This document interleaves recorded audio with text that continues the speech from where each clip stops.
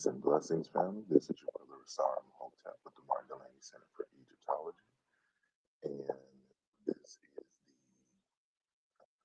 after party, after discussion for the second long form review of the text, Ancient Egyptians Refute Afrocentrism, Archaeological Evidence and Historical Facts by Kyrllos Eskandar, which you can see here. This is meant to be more so a question and answer for those of you who caught the video live, and you have some questions or comments that you want to come the chat and have a conversation about, or if you don't want to verbalize it necessarily, you can always ask your question in the chat. And so forgive me for kind of looking down. So I'm doing the live video portion from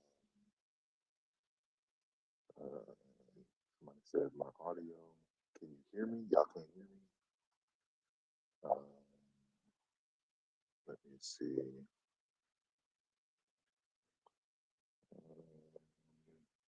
Settings, audio, testing, 1, 2, 3. Testing. Can you hear?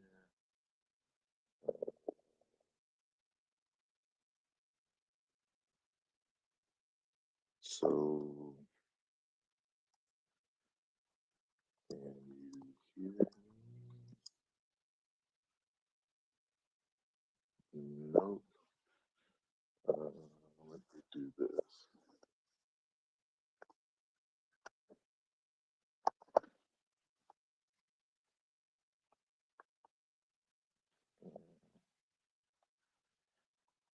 Hold on.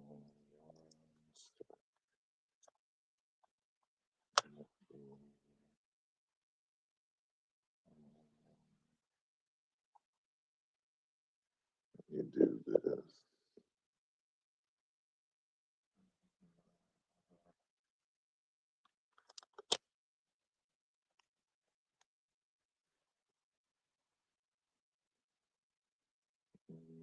Do that.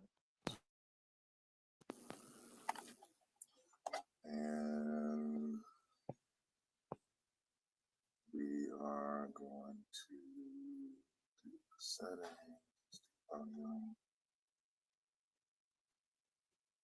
Testing, 1, 2, 3.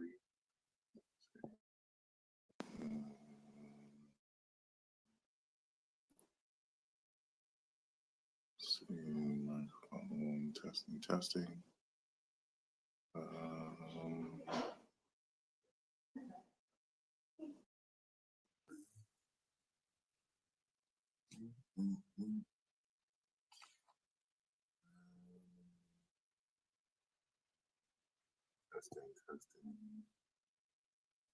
Testing, 1, 2, 3.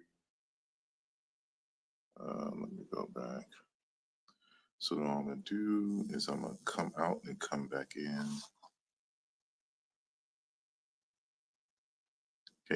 Y'all can hear me? Let me see. Testing.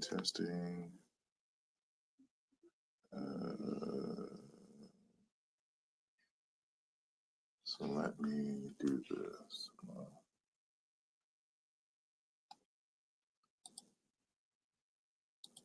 Do this, come back in.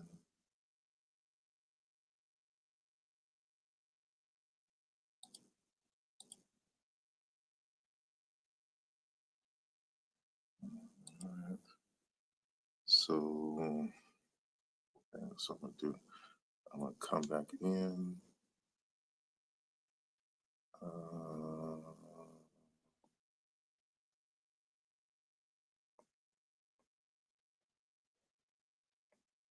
So I'm on this phone, and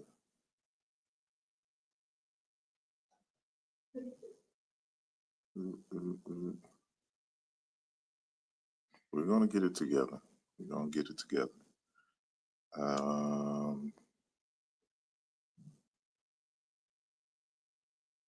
don't want to be.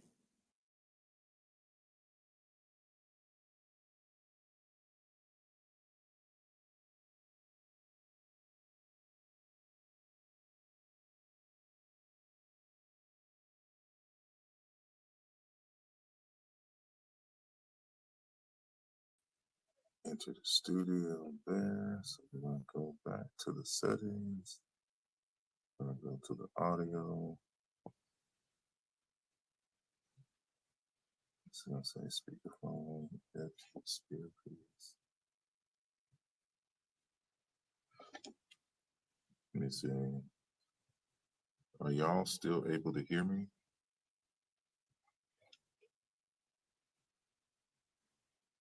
Let me know. We're good. We're good. We're good. Okay, cool beans, cool beans. All right. So I do apologize for the audio situation, but so we should be, good for right now. But what I was saying is that this is the after party, so to speak, and please forgive me if I'm looking down. I have my laptop here, but I'm using cell phone for the camera, so to speak, and obviously the audio. So for those of you who have a question, you can put it in a chat, or you can join the panel. The link to join the panel has been pinned to the top of the chat.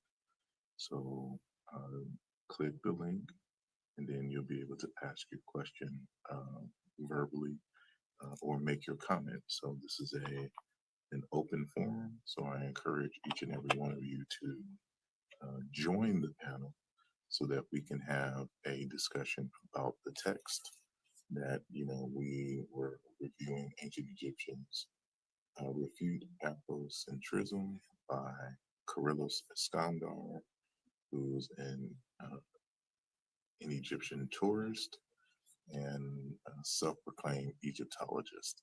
So, what did you like about the presentation? What did you dislike? What did you want to see more of? Let me know in the comments, or to come on the panel. So let me see. I'm going to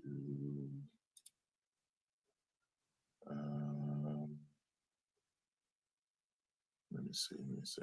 And if I'm speaking a little low, it's because I'm in a library, and I'm sitting here at the UPenn Library and Museum Library to be exact. And so, there's that. And let me see if somebody can click the link. If there's any particular questions, was I super clear? Did I, nobody had any opposition to what I said in the presentation? Let me know. And let's see, we have K_O, who has just joined us in the panel. So I'm going to add him to the conversation. Peace and blessings. Can you hear me? What's up, man? How you doing? Hold on. I'm sorry. Say something again. How's it going? Okay, why can't I hear on my end? Okay, say something one more time. Can you hear me? Okay, there you go. All right, go ahead. How you doing? I'm doing well, and yourself? Doing good, man.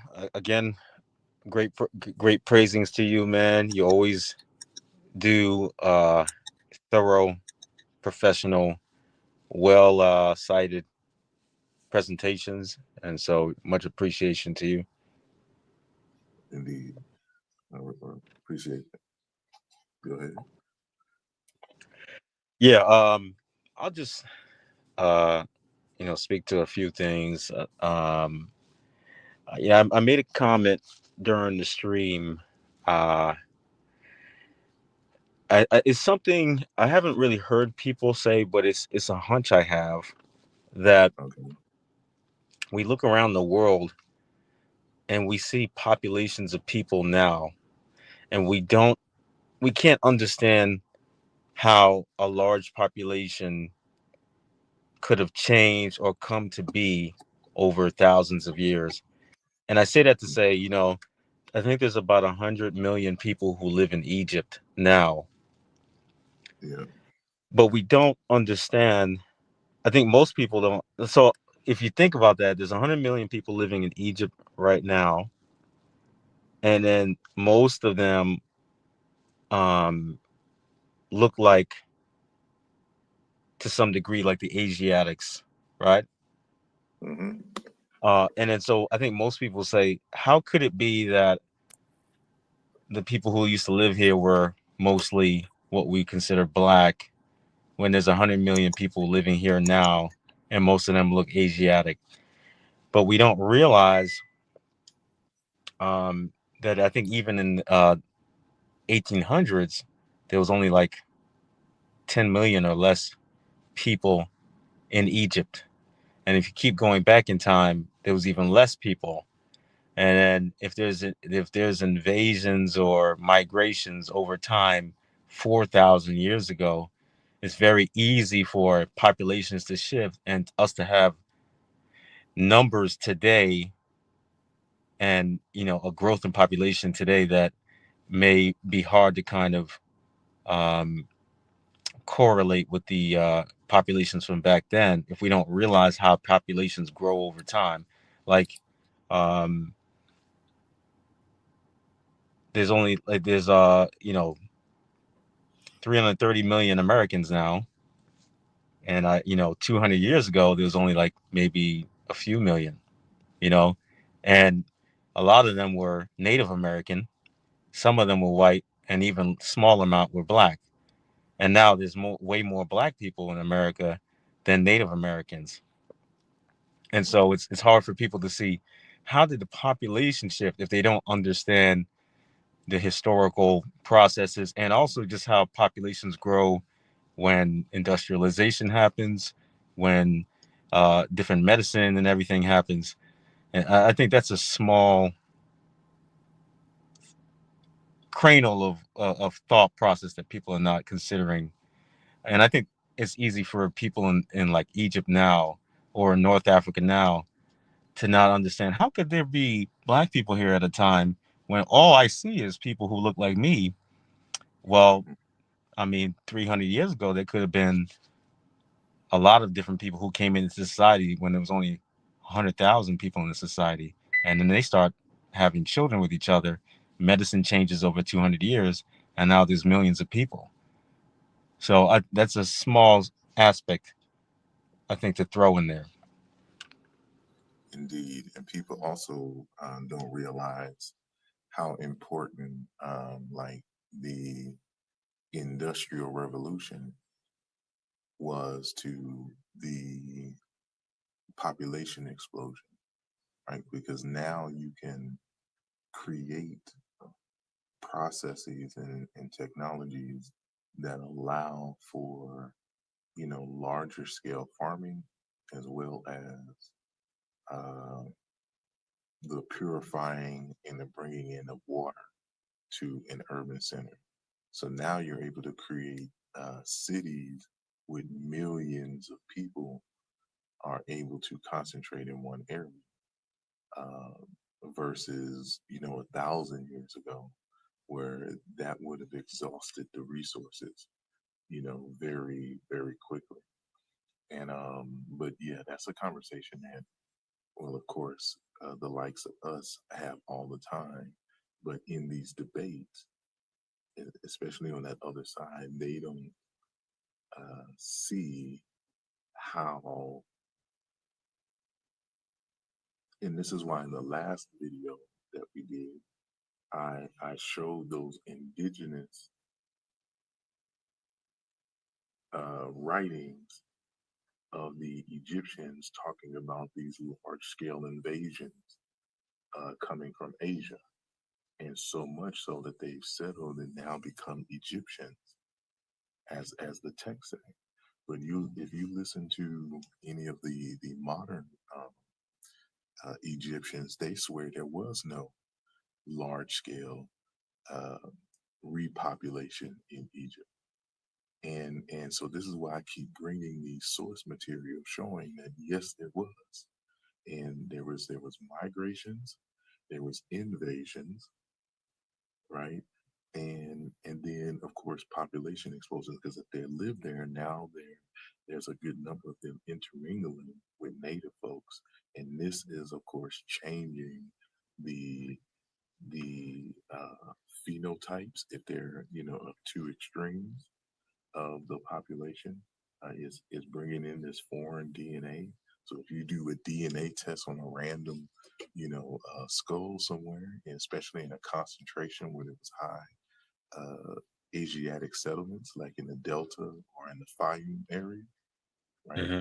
They'll use that information, be like, see, the ancient Egyptians were closer to the Syrians, not knowing history. That's why in the presentation, I showed those two texts talking about the Asiatic weavers that they would import at long time distances, right? So when you bring in a flux of foreign workers, what does that do to the native population in the area if they are mingling with the local population, right? So Especially if you do it over hundreds and hundreds of years. keep in mind, ancient Egypt is, excuse me, the pharaonic period that we know of is over 3,500 years old. And as we discussed in the this presentation and the last presentation, but especially this presentation, the archaeological record shows Asiatics settling in the Delta in pre-dynastic times. So you couple that with the migrations, the invasions, and don't forget um, the ancient Egyptians were going to war with communities in Asia, capturing them and bringing them back, the Right. survivors back into Egypt. Right. So, if you do this for over 3,000 years, what does that do to the population demographic in terms of culture, in terms of borrowings, in terms of language and vocabulary, in terms of genetics, right? So this is why I introduced in this conversation the concept of the matrix culture, Hmm. taking the concept from linguistics in terms of a matrix language. So when there are bilingual speakers and you have a primary language, but you're using vocabulary and terms from another language like Spanglish, right? It's still going to be one dominant language that sets the frame for how the second language's words and vocabulary is going to be used, right? That primary language sets the tone.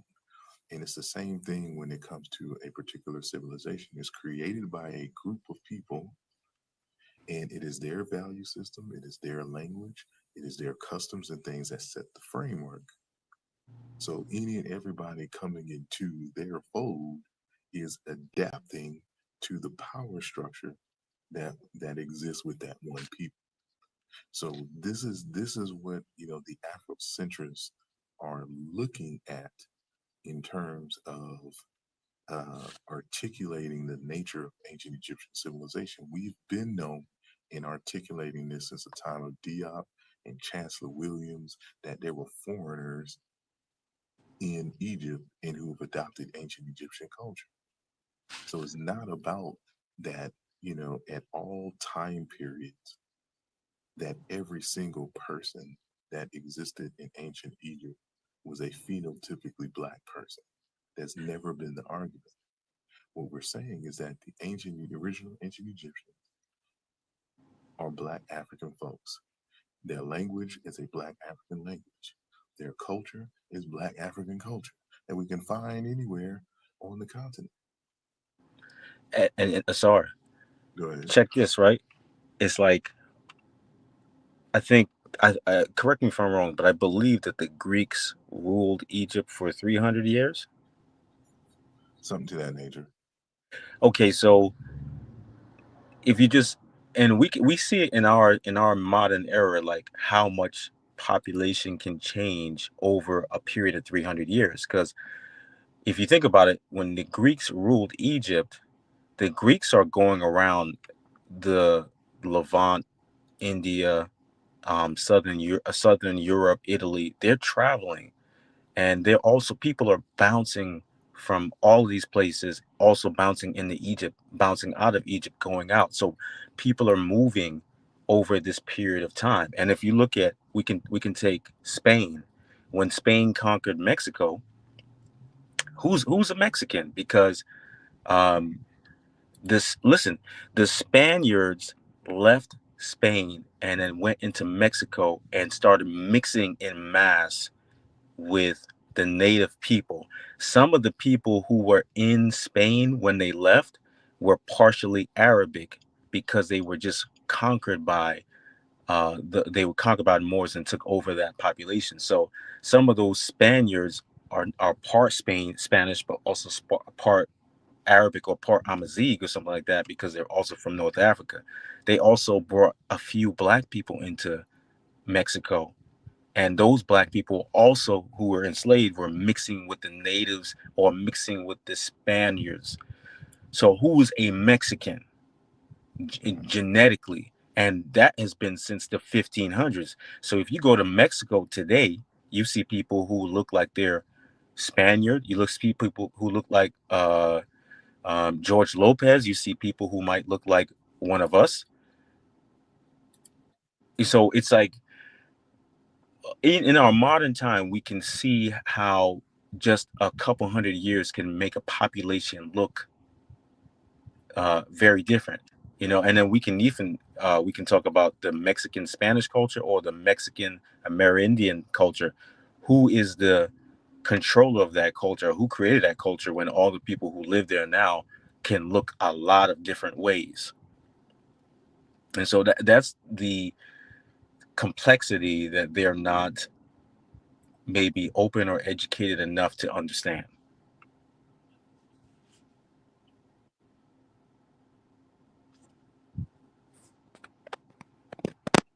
I apologize. I got a notice. Um, so I'm trying to get into this account to share my screen to kind of address what you were talking about. But while I'm doing that, I want to first introduce and thank our other panelists who's been patiently waiting to say something. Please, you can unmute your mic and introduce yourself and provide your comment or question. How's everybody doing? Can you hear me fine? I can hear you fine. All right. For those that know me or don't know me, my research and my ideas are a little bit different. I agree with some people on some things, other people not quite. But this guy that wrote this book has basically been begging for engagement on Facebook. It could have been for months, even before the book was published. He was saying he is an Egyptologist. I'm coming out with this book. It does everything. So he's in all of these groups just spamming this stuff. And a person like me, I believe that, steel sharpens steel. So if somebody, is saying they have all this data, and so I want to see it, this is going to be a good book. I don't know, I can't wait for your book to come out, because I'm going to get it and I'm going to read it and I'm going to see, what evidence you have that debunks the other side. And my issue is, it's not an academic piece of work. And you'll see I have a review on Amazon because I actually bought the book and I read the book and it took me maybe 20 to 40 minutes. It's like a glorified blog post. And I saw some of your streams on it and you go over it. And it's actually, it's bad because it's not an academic book. He's kind of talking about race, but he doesn't really talk about race. And so the type of stuff that you would want to see in a book that's arguing for or against Black Egypt is just not there. The type of evidence you want to see this, you want to see pictures, you want to see classifications of skulls, measurements, dates, times, archaeological evidence. None of that stuff is there. There's like no citations. You go to the back of the book and it's like a list of generic websites and a couple museums.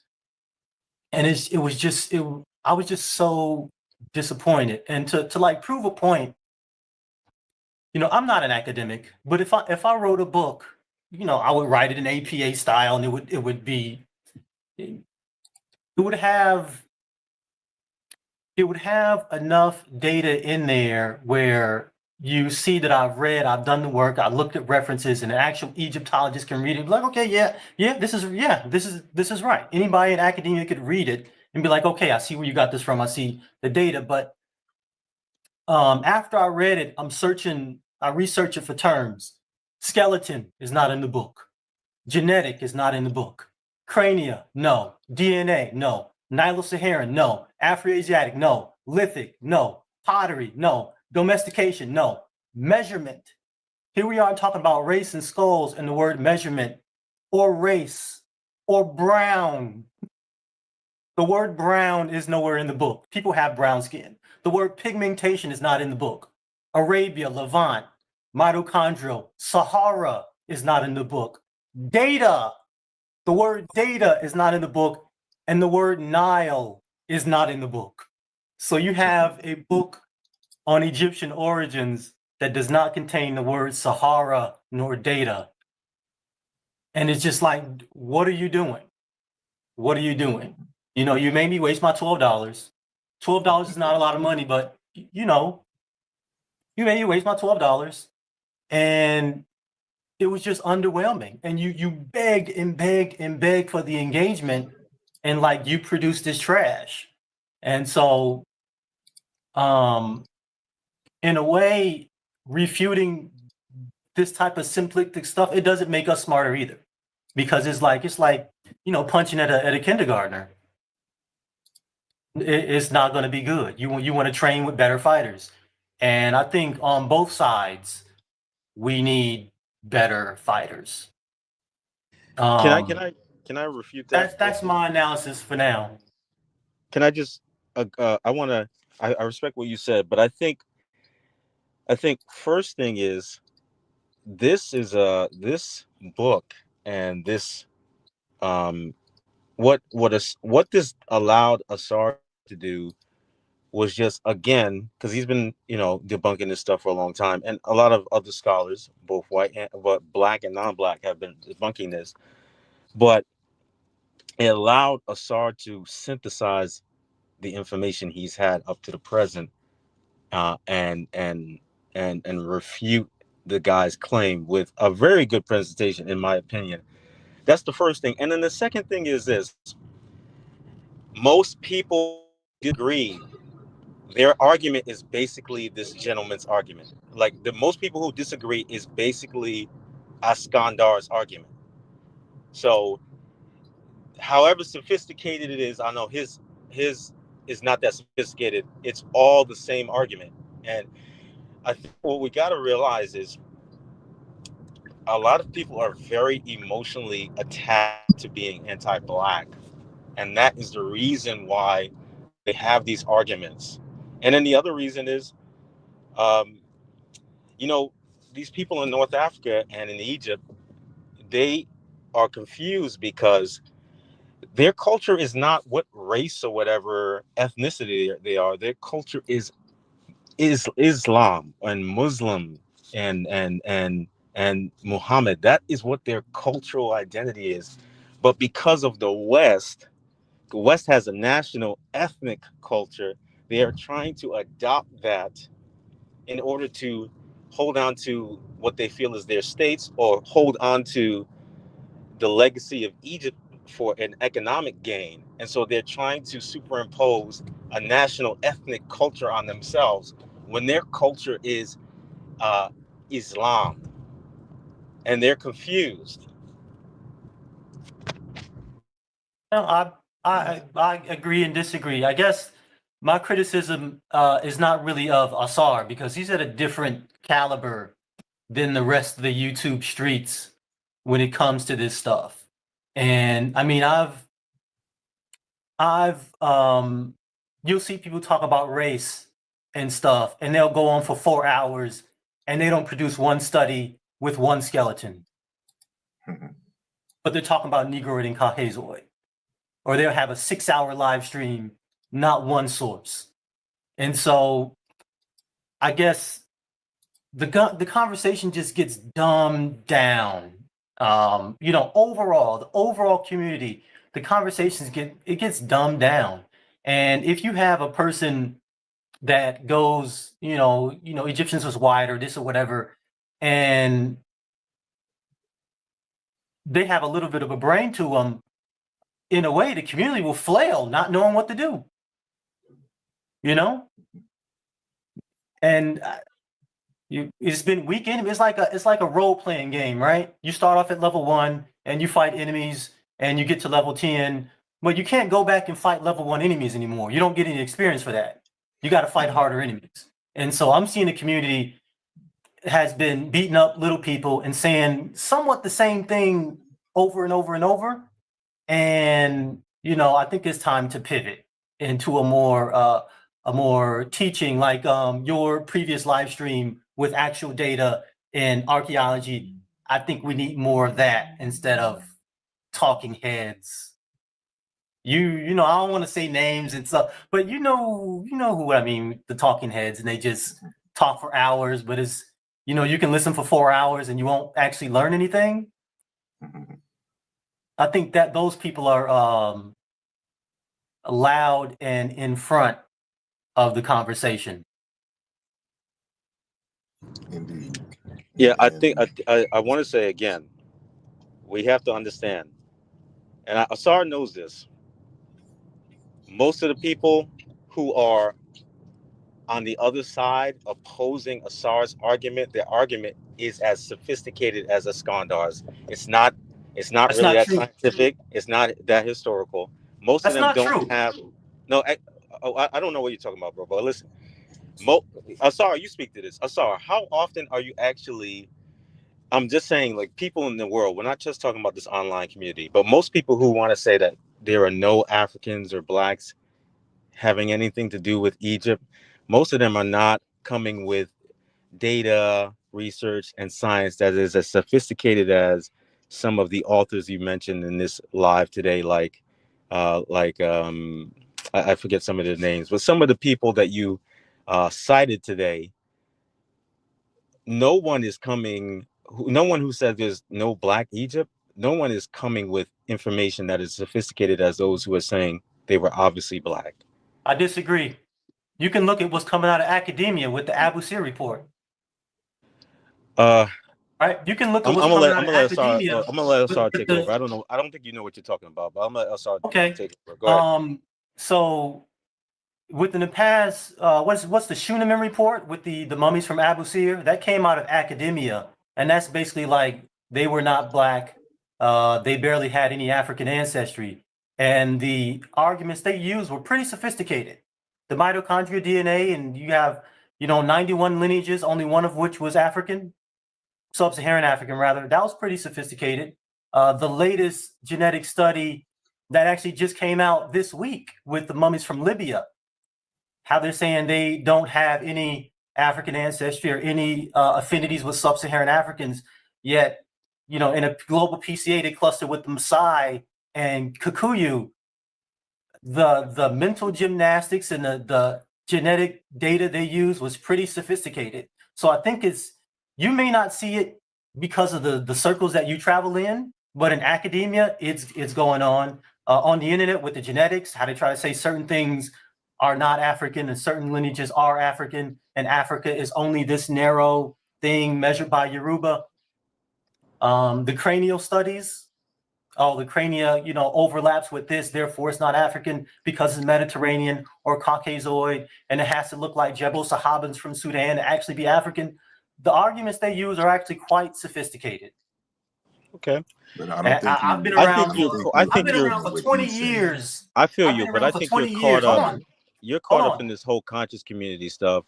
No. I mean, I'm not caught up in that. You're caught up in you're coming here to make one of these conscious community arguments. Not everybody is stuck online on Facebook on this conscious community stuff.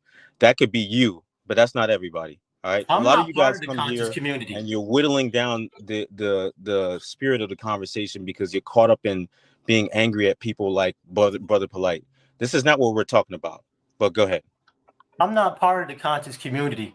And everybody that knows me knows it sounds like you are. Clearly you are. Well, you're angry at those people, and that's what your spirit is like. No, I'm not angry at them. I just think they should do less talking and more teaching.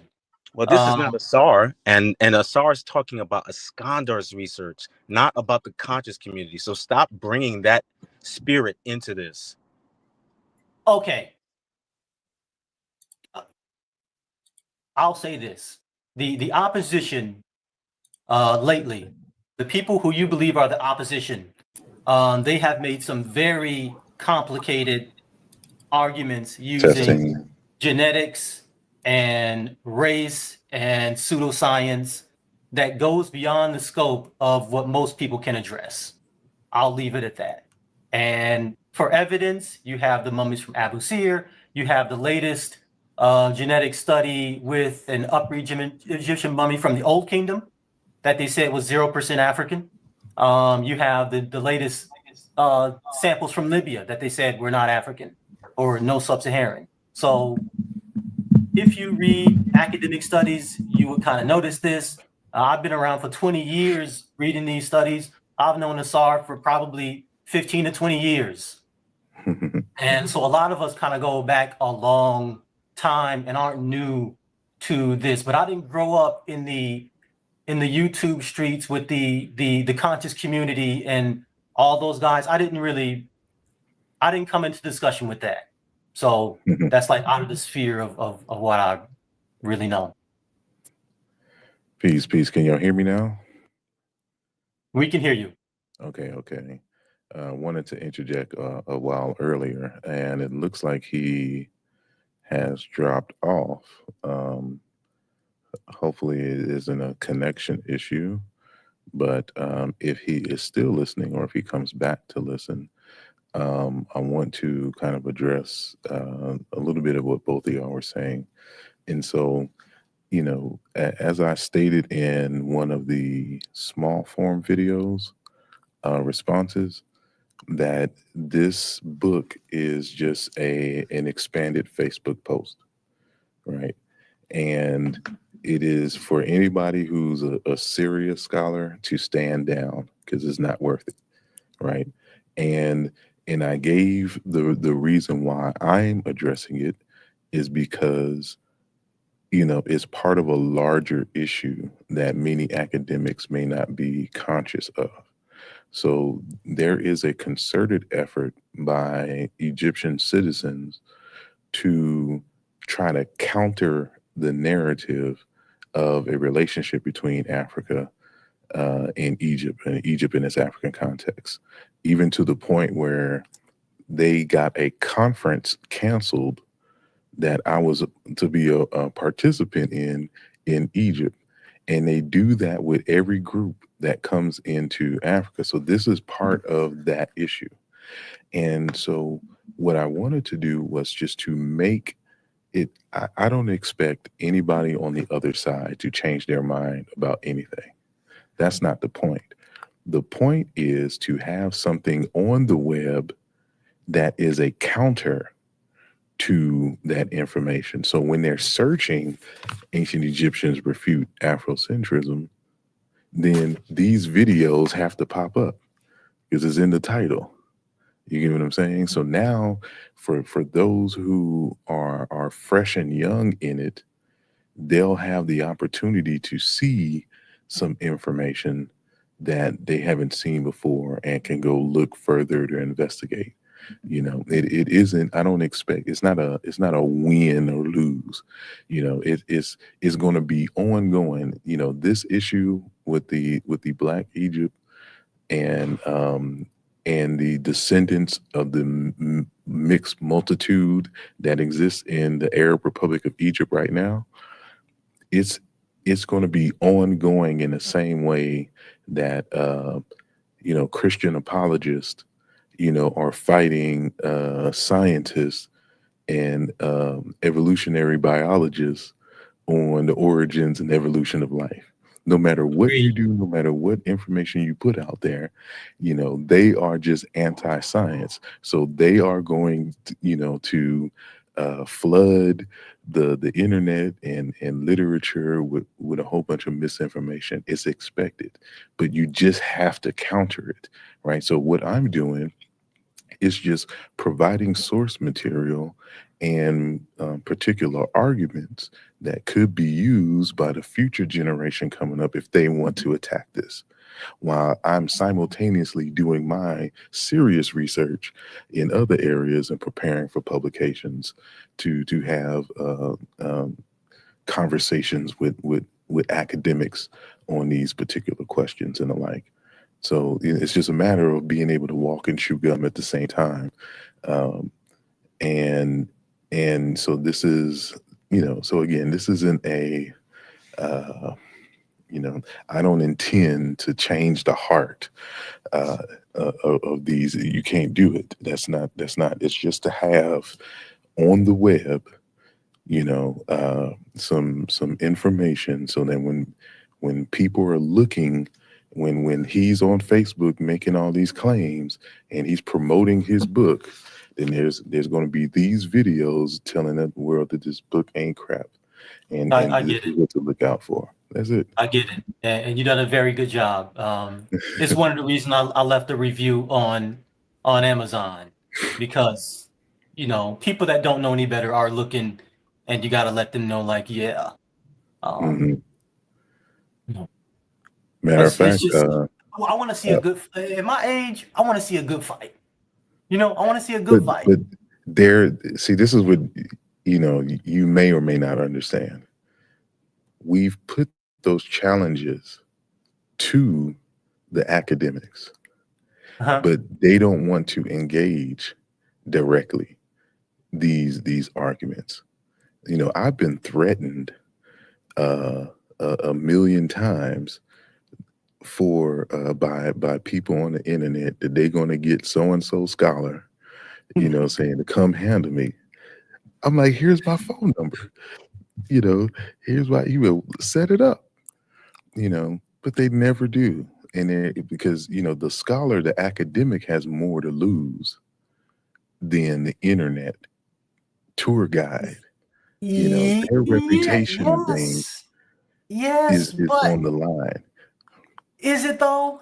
Is it? I mean, yes, their reputation is on the line, but I guess if you're right, if you refute them, then they learn something, right? Possibly. So to me, it's always a learning experience. If I'm watching the good fight and the other side is winning, I'm learning some. Oh, okay, now I know some truth that I didn't previously know, and that's why I always want to see a competent person that makes the argument. It's always an incompetent person that they wasn't African. It's never. I don't know. But see, this is what I mean. They've had those conversations before.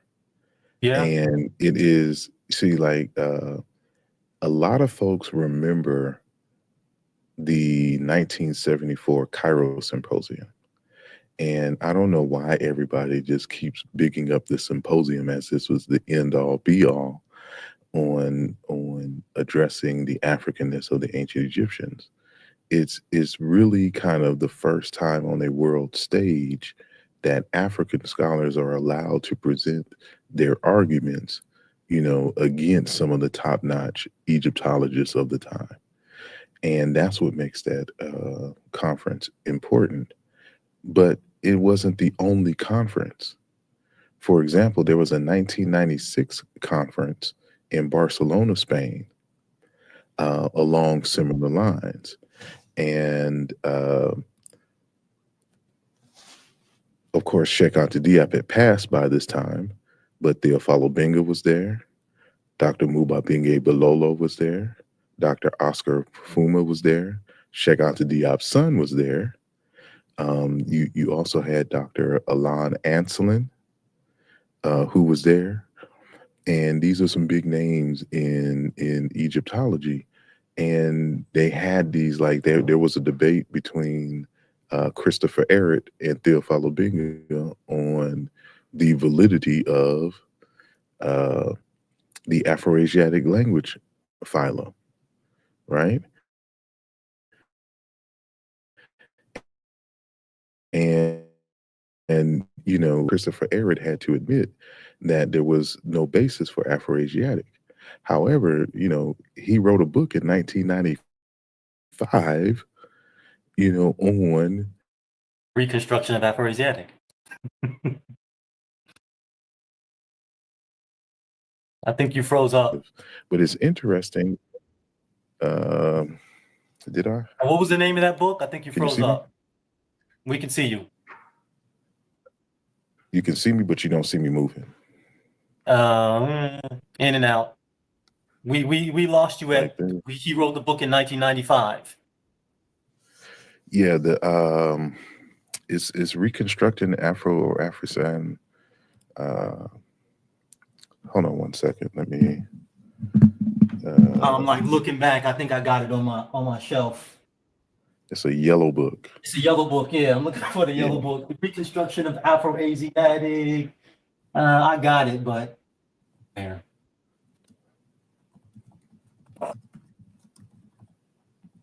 Asiatic.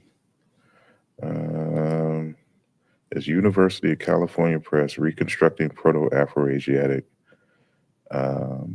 Vowels, Tones, Consonants, and Vocabulary. Yes. So that's the text. And hold on one second. It's interesting that when Theophilo Benga and other African scholars were questioning the validity of Afroasiatic, what they tried to do was dismiss them, right? And in this presentation, this author here also challenged the larger Afroasiatic, but in the context of the relationship between Egyptian and Semitic.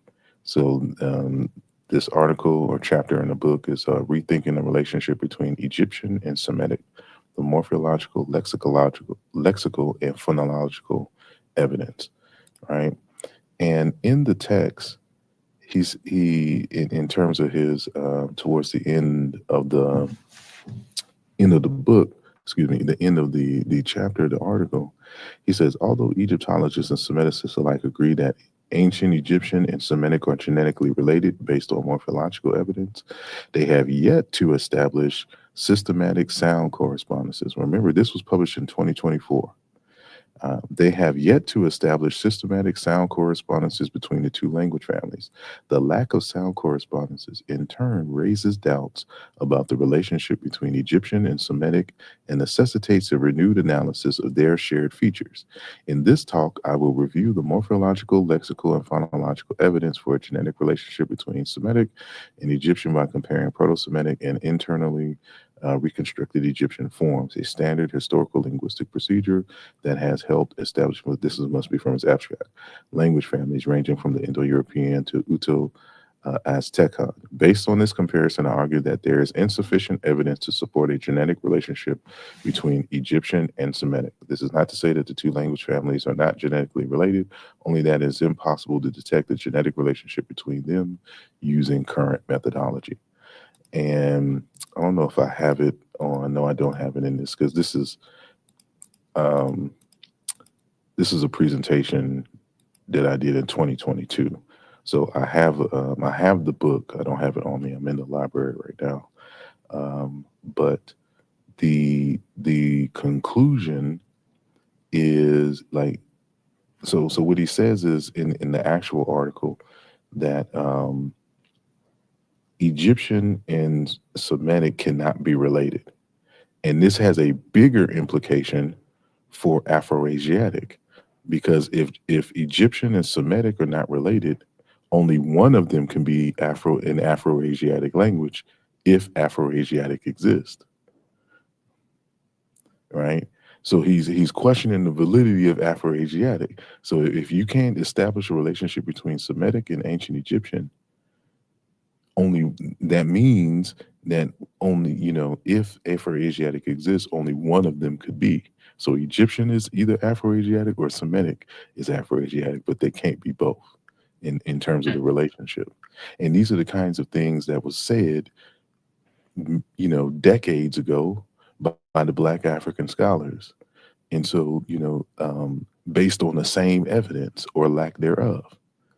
And so it's an ongoing fight, and they keep trying to swivel around these issues. So it's just like the study that you mentioned earlier, the Schuleman study, right? Like they don't include the data that I talked about today, right? No. Uh, or what I did in the last video, where the ancient Egyptians are talking about this influx during the first intermediate period of Asiatics coming and settling in, to the point where they are just as much in number as the natives in the land. So you got that coupled with the actual captives from wars that they brought over, and the allowing of these hundreds of thousands of weavers coming out of Syria, out of Sumeria, Lagash, and all this. What does that do to the population? Then when you do the mummy,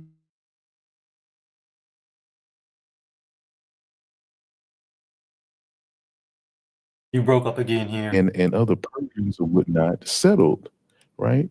So you have a mixed population, and I'm trying to scroll through this. I could just skip. I didn't know I had that feature, right?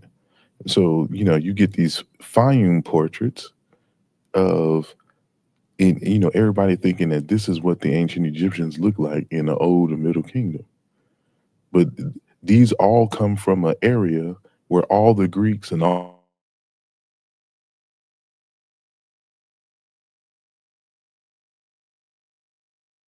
the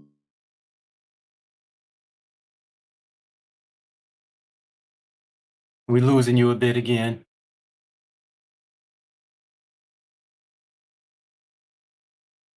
Oh, there we go.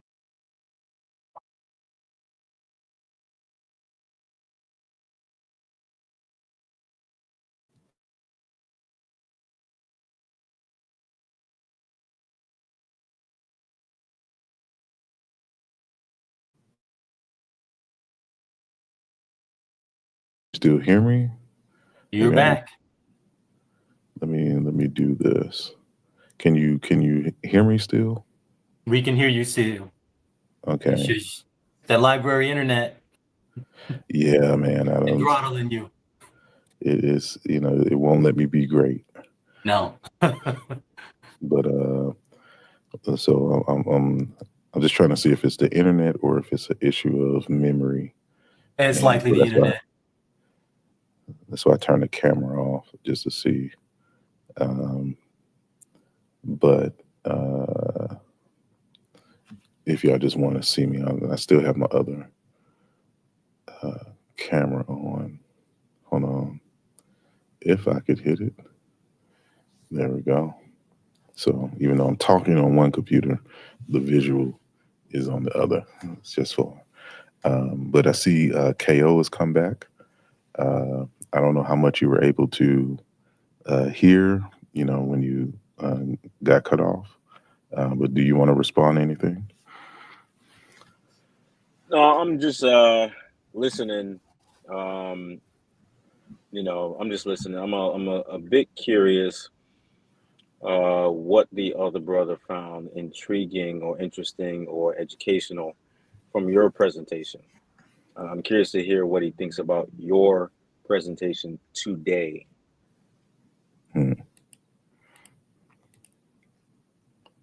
I didn't watch the entire thing, but I did like Why that. am I not surprised? Let him I finish. watched some of the other ones, and I know the caliber of information coming from Asar. So you know, I can't watch every single stream.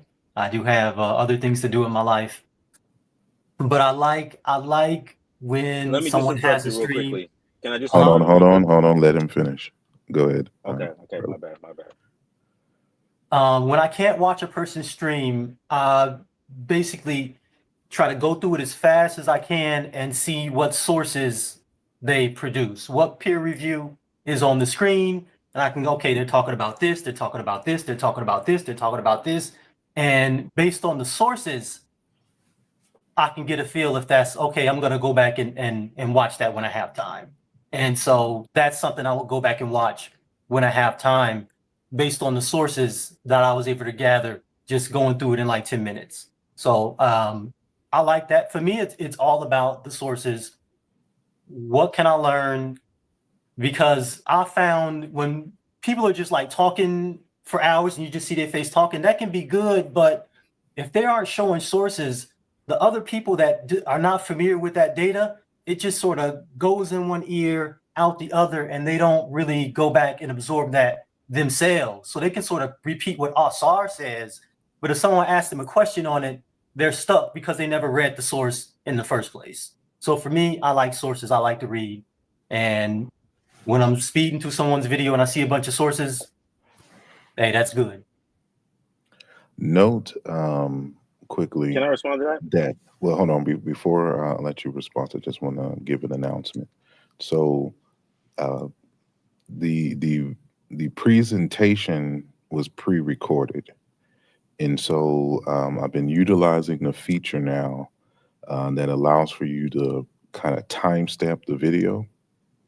So you get I titled the major sections of the video so that you can kind of skip around and just know where you're at if need be, given the nature, or you can go to some, if one of the titles intrigue you in terms of the section, you can go to that section and directly, and of course, everything that I talk about, how I provide source material for it and the like. So just to let everyone know, that goes back. If you go into the description and before the video ended the live stream, I put the timestamps and I pinned it as the first comment, so you can go back to the chapters of the video, and that'll help in terms of the navigation. But go now, KO. Okay.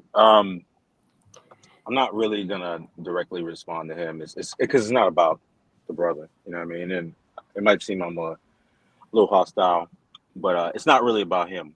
I want to say I've been following you for a long time, Asar.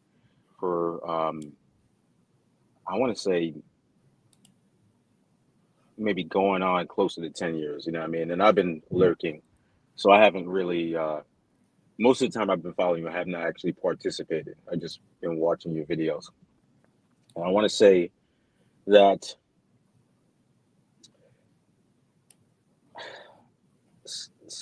because of like the makeup of the way our community works and um, how only a very small minority of our people get interested in topics like these, and the seriousness of a lot of the people who actually approach this topic is low.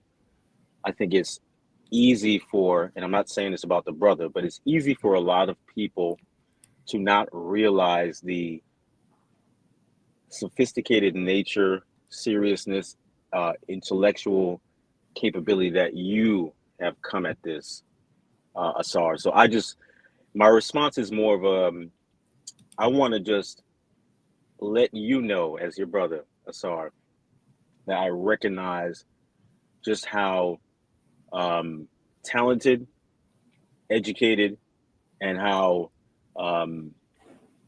much effort and ability you've put into this part of your life and teaching the community and taking the time to learn. I think what you do and your approach and your seriousness is rare in our community, and a lot of people don't realize how rare it is. And so I just want to let you know I acknowledge it. I know I'm just a random person on the internet, but I want you to know I know how serious and effortful what you're doing is, and I appreciate it. I appreciate your commentary as well. I second that. Thank you for saying that, because the serious people don't get enough kudos. Maybe they get kudos if someone buys their book, but the amount of time that you have to put in to do what you do, yeah, we're not talking about 10,000 hours. We're talking way more, way more. And, going back to vets on Egypt Search in the early 2000s, I was there and you were there. And so I know what it takes. Thank you.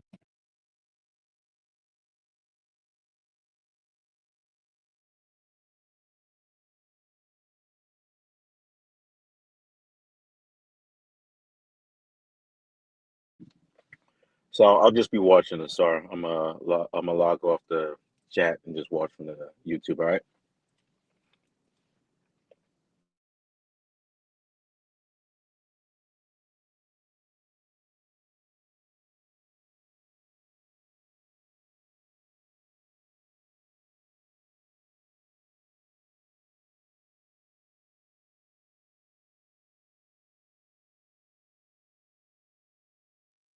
Question for Asar, if you're there.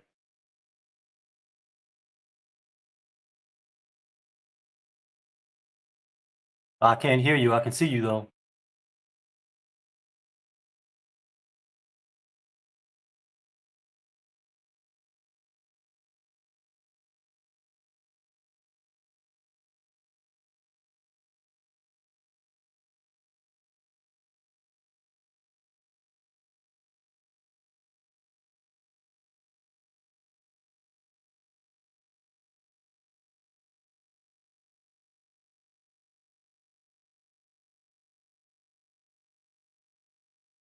Both mics are muted.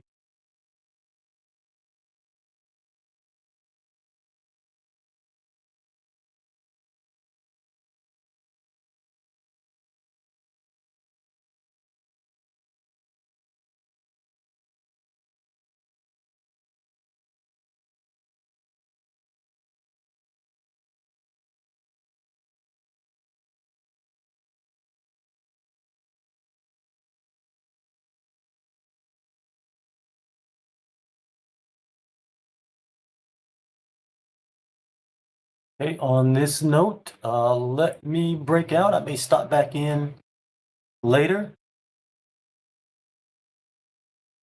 And thank you for the invite, Asar.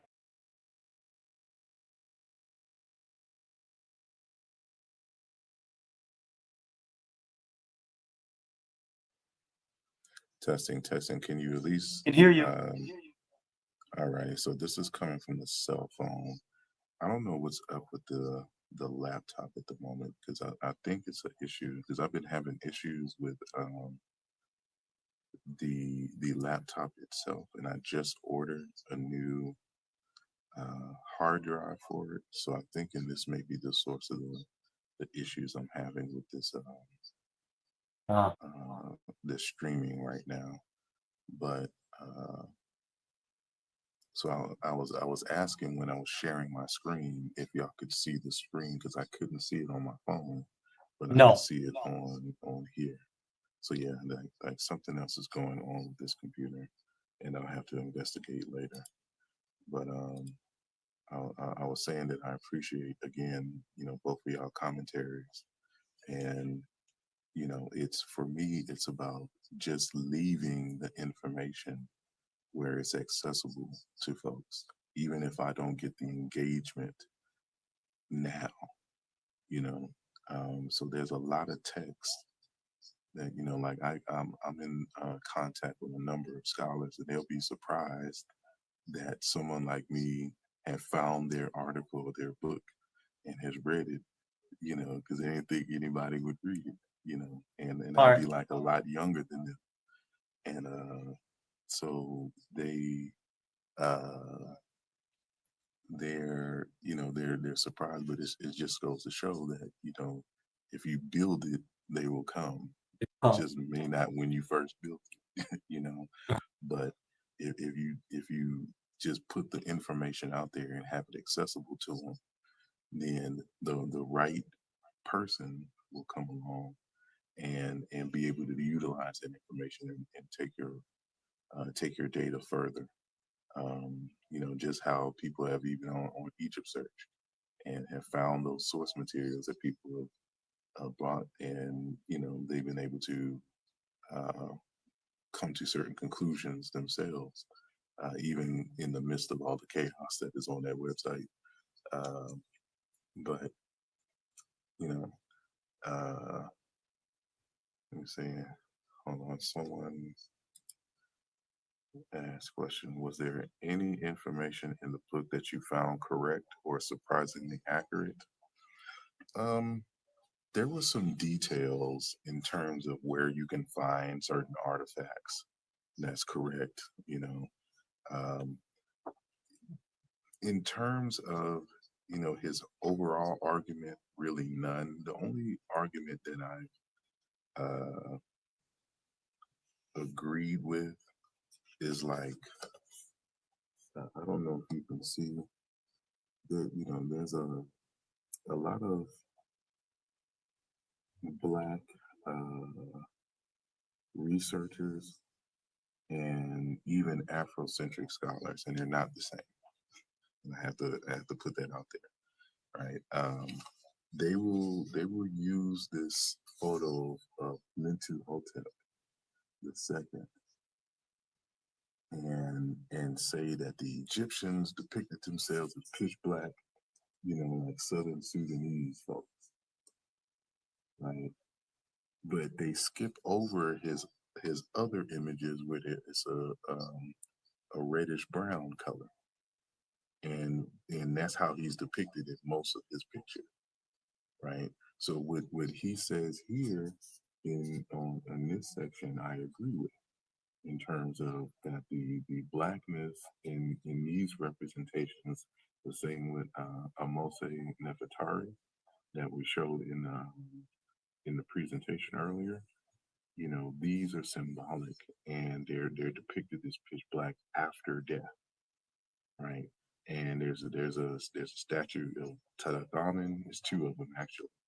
Uh, that is also depicting him in this rich pitch black color, but it has something to do after death. This is not their native color. So a lot of us fall into the same trap that this author is falling into. So this author is saying that this is the only representation of blackness that really matters and exists. For people my skin color, his skin color, the people of Ethiopia, Eritrea, and stuff like this, those aren't black people, right? Not understanding even though it's a social construct, the range for which the phenotype includes, which includes people as light as the Koi, and as dark as Manute Bo, right? And Cheikh Diop himself. And so that I agree with the text, but the book is so full of misinformation. It's really hard to agree with anything other than the basic stuff that, like, this is located in the Egyptian Museum. Okay, well, I agree with that. Like, you can't get that wrong. Hopefully you can't get that wrong, right? But go ahead. No, yeah, that's a hard question to answer because it's not really an informational book, right? He's not talking about the origin of the Egyptian state or any prehistory. My impression is just like a bunch of pictures because it seems that he is a tour guide, right? So it's just a bunch of pictures of him doing his tour guide stuff of all the sites and saying they're not black because they're not pitch black. Look at this picture. Look at this nose and look at him stepping on the Nubian on the bottom of the shoe. And it's just like a lot of that. So it's not like a serious book. But I did congratulate him. I gave him 1 star. He actually did. I mean, he wrote it. He did the work. He wrote the stuff. He took the pictures. He wrote it all down, fact checked it, and self-published it. So he did something. I don't have any self-published books. So who am I to say anything? So, I give him 1 star for actually creating a book. Wasn't a good book, but he made something. Give him 1 star. That was too much. Yeah, he should make I suggested that he make a volume 2, and he uses like all the Egyptologists have already written the data, so he doesn't have to do research. He can just cite the stuff that he thinks proves his point. Like, go back and do some real work and talk about the history of your people and make it seem like everything happened in that little area with no one coming from nowhere else. Do that. And then we'll read it and we'll pick through it. Like, if you're gonna make a book, like, at least have it so you can be wrong and be serious, but at least be serious. Yeah, we have this saying in terms of Afrocology, which is the Afrocentric study of African phenomena, right?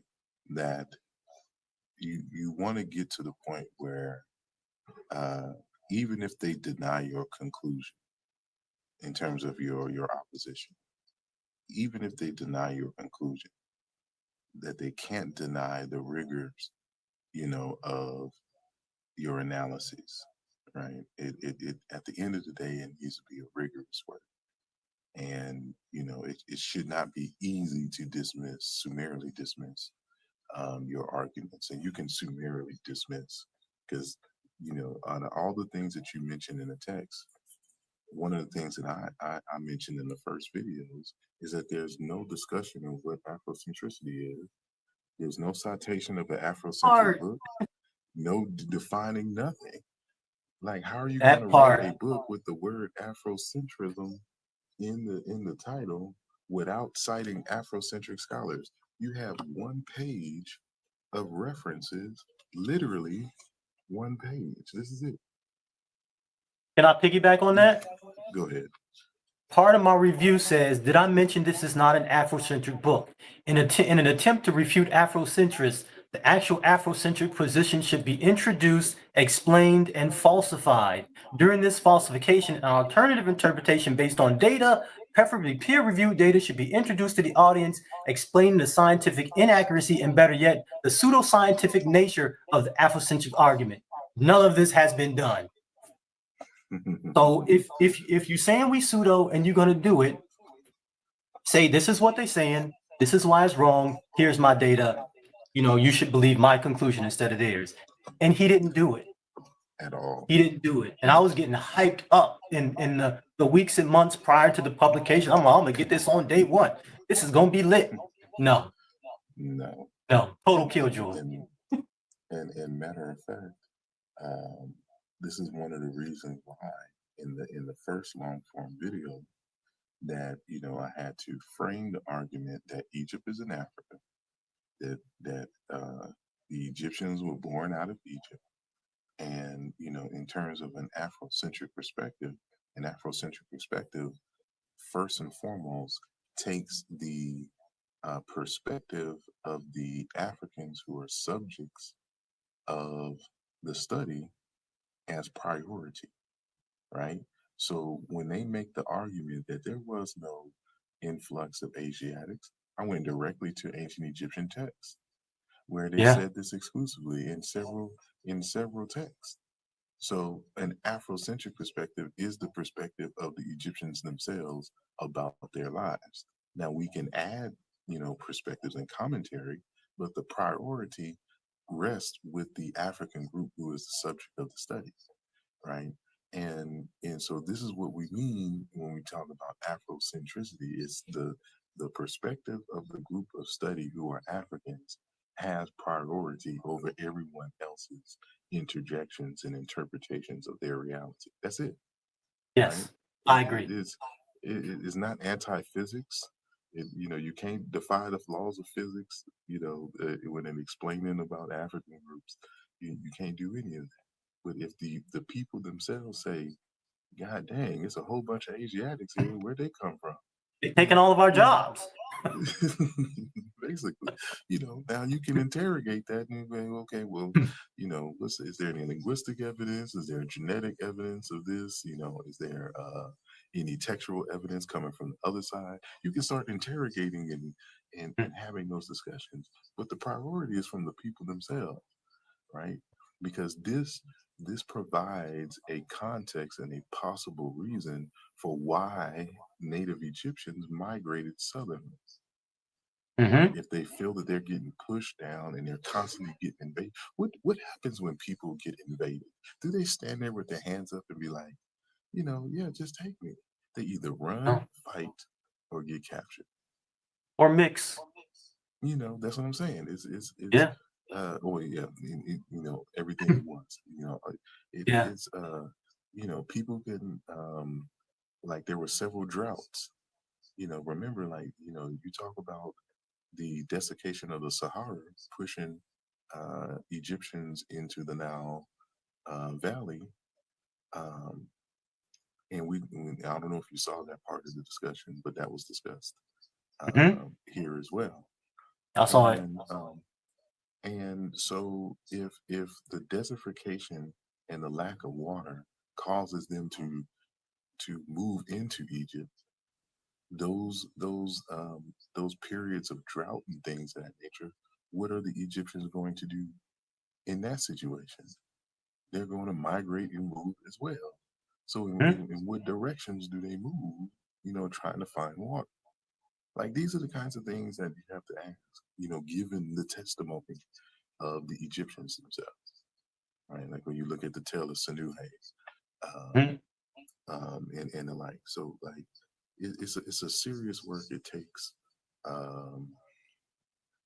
time, to get familiar with the literature, to be able to read through the primary text, and they think that we just believe anything that Black folks say, like we've challenged the Dr. Ben's statement that in the Papyrus of Hunefer, we came from the foothills of the mountains of the moon, Poppy dwelt, speaking on the origins of the ancient Egyptians. Well, we went into the Papyrus of Hunefer. We did not find that. And we get beat up by Black folks for saying that it's not in the Papyrus of Hunefer. Yeah. I get attacked for saying that Kemet doesn't mean Black land or Black people, right? So I get attacked from every side. But if you're a scholar, you only have one loyalty, and that is to truth. That's it.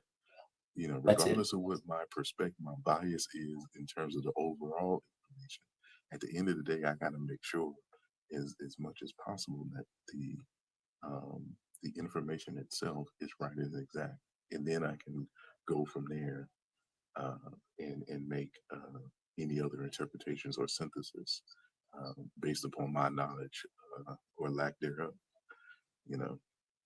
But all right. Time for me to break out. Again, thanks. I do want to have one question. Did you happen to catch the Kita interview with Ankh and those guys a couple weeks ago? No, I did not. And I'm not sure I would have learned anything anyway. Because I'm constantly in contact with him. Right. Me and him talk on the phone. Right. And he sends me articles and things. Matter of fact, I just sent him an article that he hadn't read. It's about matter of fact, let me log into my email address so I don't lie on the name real quick. And I think you may find this interesting. All right.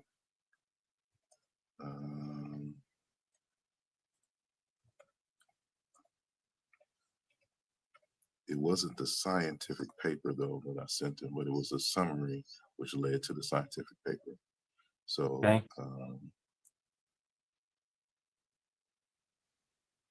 I'm trying to log in. Why is this taking so long? All right, so it's first ancient genomes from the Green Sahara deciphered. Have you read that? Yes. Yes, that was one I mentioned when I talk about some of the arguments coming out of academia being quite complicated. Yeah. Yeah, it's the two Libyan mummies from Takarkri rock shelter in southwestern Libya. They sequenced the genome. Yeah. And it's interesting. It's interesting. I'll leave that up to you to talk about. But it's interesting. But you know, like again, it's so you have to know so much in terms of the overall history of Africa Yes, you do. to be able to you know, understand works like that in context.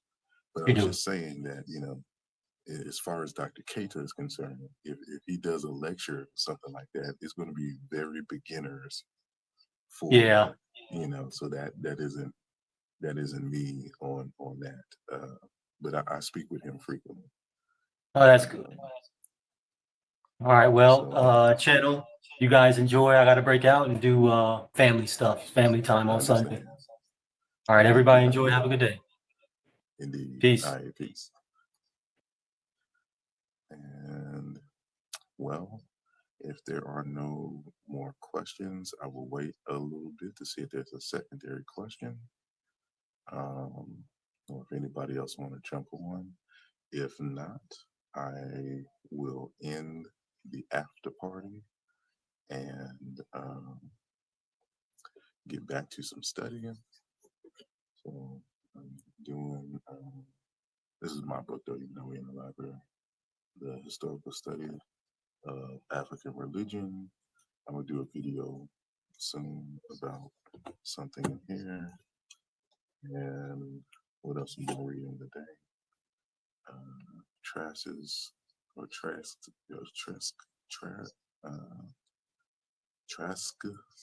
historical linguistics, I say. You know, the author is Trask, but you know, but anyway, so yeah, about to do some things there, and I might start prepping for my presentation on the ancient Egyptian origins of AI. So that's going to be interesting. But if there are no more questions, I don't see anybody saying anything in the chat. So with that said, I think I am going to end the show. So I appreciate each and every one of y'all. And until next time, peace.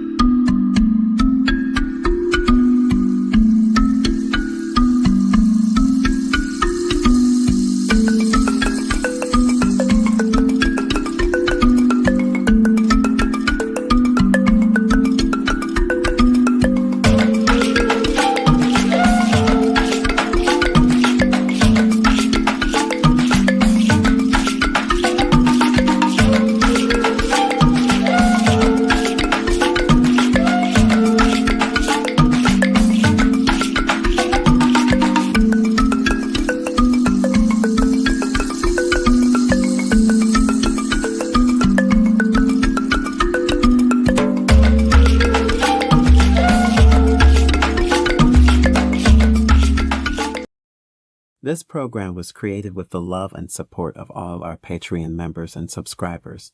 If you are not a member yet and would like to see more content like this, consider becoming a member today. The link is in the description of this video. Your support is greatly appreciated.